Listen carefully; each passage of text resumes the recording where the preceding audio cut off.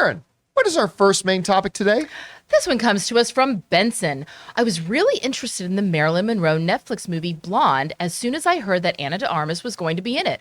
I thought it was perfect casting. But man, the reviews are coming out and now I am not so sure. It looks like the critic ratings are solid, but they're all saying it's completely brutal and a tough watch. Wondering if you guys saw the reviews yet and what you thought of them.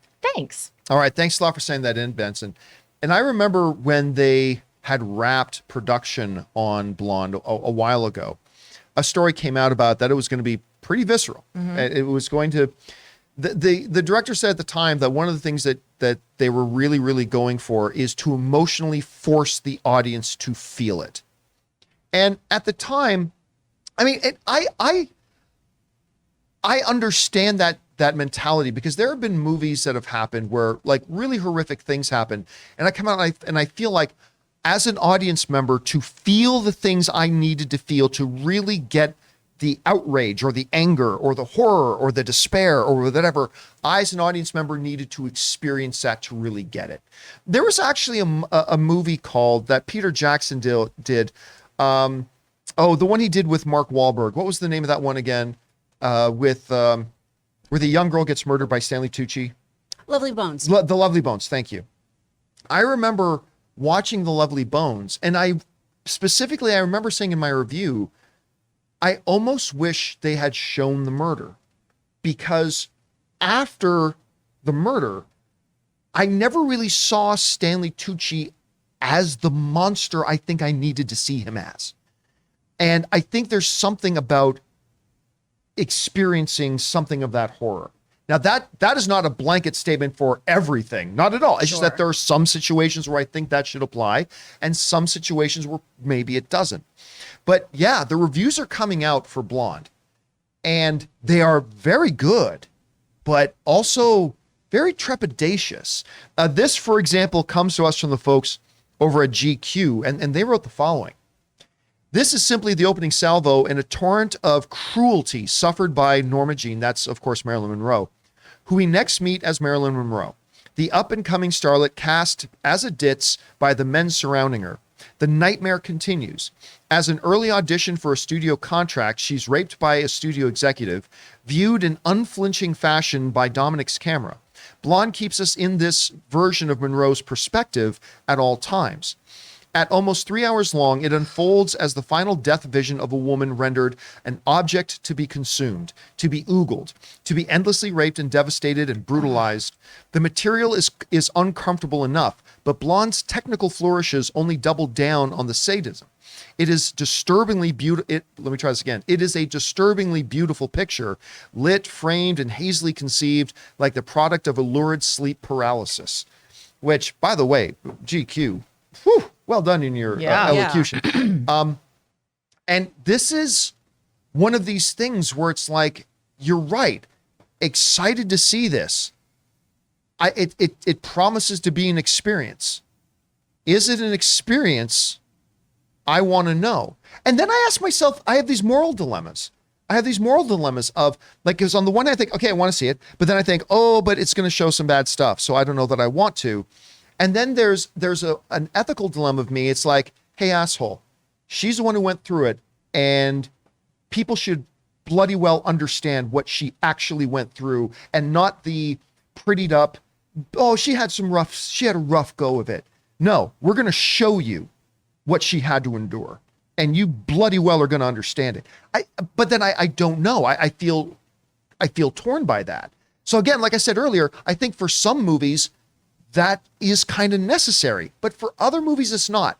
Having not seen Blonde myself, I cannot say whether it's one or the other, but it does make me feel like when I'm going to watch it, I feel like I'm going to keep my remote control in my hand, getting ready to either mute or turn it off, or I mean, I just don't know. I mean, but it sounds like, it certainly sounds like an ambitious project one way or the other. Anyway, Chris, you're hearing about this. We did talk about this project before and similar themes, but it sounds like they really swung for the fences on it.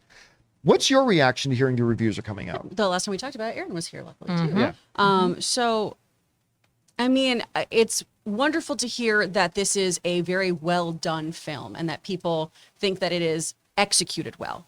3 hours, and I'm told that it's endless, like constant rape and things like that. And I'm sure it's not 3 hours of just that, obviously. But that obviously does make me not stoked to watch that movie. There are films like Monster, like Room, that were important for me to see and then never see again. Right. And I feel like this is going to be one of those films. Because my concern this whole time, and Aaron spoke to this really, really beautifully last time, was that this was a person who was exploited their entire life, their entire career. Does this film continue that exploitation, or is it honoring it? And I think we won't know it until we actually see it, right? So that's going to be a big day. That's going to be a day where I can't see any other people, and I'm going to sit down and watch this film and just think about it for a while, because it's going to be a rough watch. Because it should be noted here, we be very, very clear. We are not talking about the movie because we haven't seen it yet. We're talking about our reactions to the movie that we're seeing and how it's making us feel going into it. But none of us, right, Aaron? None of us have seen this film yet. So just want to be very, very clear about that. Hey guys, we want to thank one of the sponsors of today's video, BetterHelp. Let me ask you something. How well would you take care of your car if you knew that was going to be the only car you ever had for your entire life? Well, that's how our brains and our minds work. So why don't we treat them the same way? Because how we take care of our minds will affect how we experience life. So it's important to invest time and care into keeping it healthy. Now, there are plenty of ways to support a healthy brain, like learning a new language or taking power naps, but there's also BetterHelp online therapy. Now, I've talked about this before, but I've never understood this stigma attached to people wanting to seek out ways to improve their mental health. When somebody decides to go to the gym to improve their physical health, we think that's great. Well, that's the same way we need to look at taking care of our mental health as well. BetterHelp is online therapy that offers video, phone, and even live chat-only therapy sessions. So you don't have to see anyone on camera if you're not comfortable with that. And it's much more affordable than in-person therapy. So guys, listen, right now, the John Campea Show viewers and listeners get 10% off their first month at betterhelp.com/Campea. That's BetterHelp, HELP.com/Campea. Anyway, Aaron, you were here the last time we talked about this several months ago. The reviews are now coming out, and it sounds like that's what they did. I don't know. What's your response to the reactions we're hearing from the critics on this right now? You know, the role of a filmmaker when you're going to tell a story is to think of Chris Carr and ask yourself, for why? Is it to inspire, like Hidden Figures or Forrest Gump? Is it to expose a truth like Bombshell, All the President's Men, or Aaron Brockovich? Is it, to excite and to titillate, like maybe Thor or one of the, is it to quicken a heartbeat? Whatever the point is, you have to ask yourself that. And I look at this and I go, for why? Why do we need a movie that depicted a woman who was raped and brutalized by the entertainment industry? Because guess what? We have lots of stories like that still continuing to this day. I know someone who was raped by a studio executive. You all do, except what happens is when those women come forward, we go, well, it hasn't been proven in court, and it starts all that stuff. So now, in hindsight, in her death, we're going to go, well, it's the truth. Well, we see that truth still happening. Every single person watching this show knows someone who has been raped. And if you don't know someone who's been raped, it's because they haven't told you. So that's a reality. And personally, I don't feel like I don't need to watch a woman get brutally raped over and over and over again in a movie just because it, quote, is the truth. Just like I don't need to watch children being beaten, just like I don't need to watch animals being abused, just like I don't need to see certain things.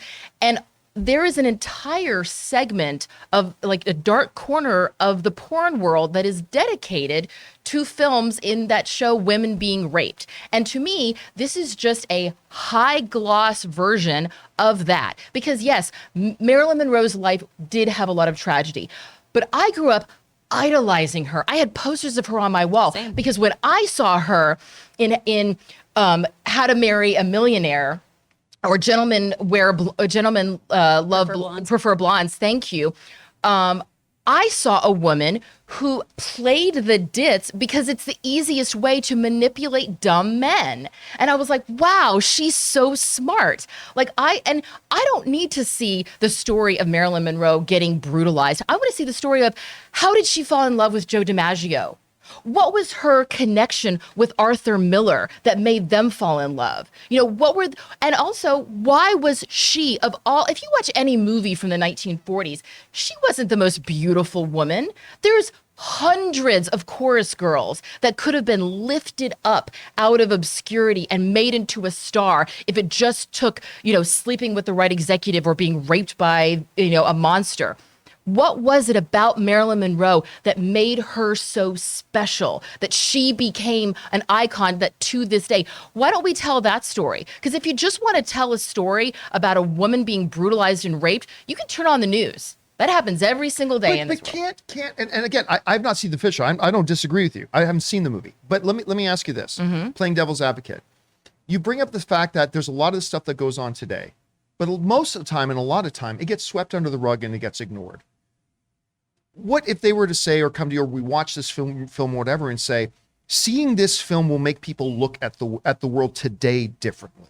Like if they say, we wanted to show this because we think it's important that people understand that this is what happens to people. People get victimized and people get whatever. And you need to take that and overlay it on what happens in our industry and everything today. I don't know if that was their approach. And again, none of us have seen this film, but if that was their approach, how would you feel about that? Okay, well, I still would not feel like it's appropriate or okay to take an actual living person. You can tell that, an actual person who once was living and is now not in a position to be able to say, yes, I give you the rights to tell my story. Like you look at Elton John, for example, and Rocket Man, his biopic, which I know you're not a huge fan of biopics, but he said, I want you to show the depravity of when I was doing drugs. I want you to show how bad it was. He gave his blessing for that. There's no one speaking up on Marilyn's behalf. You can tell a story about how terrible rape is. You don't have to use a woman who was, objectified her entire life to tell that story.